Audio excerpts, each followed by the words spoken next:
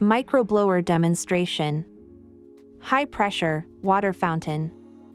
We installed an MZB3004T04 microblower, which features high pressure, on the demonstration device.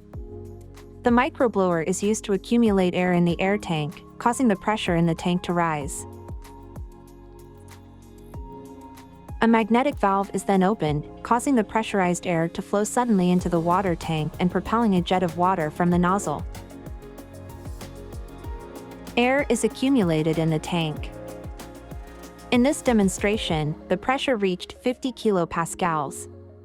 In this demonstration, the water jet reached a height of around 3 meters.